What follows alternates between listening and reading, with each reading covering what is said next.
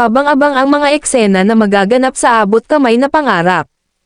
Nagkaroon ng komprontasyon sa pagitan ni Zoe at Annalyn. Sinabi ni Annalyn kay Zoe na alam naman natin na walang sikretong hindi mabubunyag gaya ng nangyari kay Moira na nanay ni Zoe. Shut up, sabi ni Zoe at akmang sasampalin niya si Annalyn ngunit naagapan ni Annalyn ang kamay nito bago siya masampal.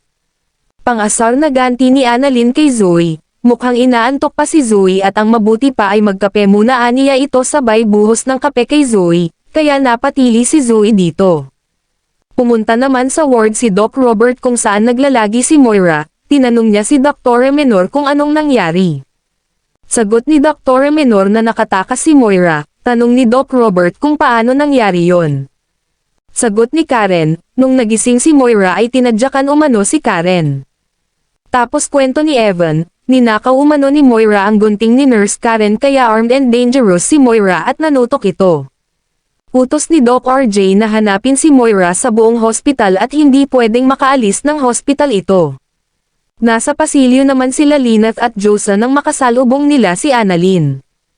Tinanong ni Lynette si Annalyn kung anong nangyayari at mga natataranta ang mga staff ng hospital. Sagot ni Annalyn na nakatakas si Moira. Gulat naman si Lynette sa nalaman.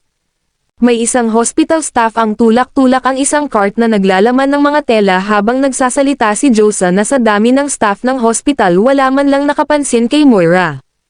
Dito tahimik na itinuro ni Lynette kay Josa ang tulak-tulak na cart ng staff. Napansin nila na tila gumagalaw ang loob ng cart. Pinaalis na nila ang staff kaya sila na ang may hawak nito. Pagkahawak nila sa cart ay tinulak nila ito ng pabaliktad kaya dito tumambad si Moira na natamba galing sa loob ng cart. Gulat na nakita ni Moira sila Lynette at Josa, sabay sabi ni Lynette na surprise. Ano na kaya ang susunod na plano ni Moira ngayong nahuli siya ni Lynette? Makatakas pa kaya ito? Abangan ang mga susunod na kaganapan sa abot kamay na pangarap. Kung nagustuhan nyo po ang aking munting video, please like, comment and subscribe. Thank you for watching Camille VMB Official.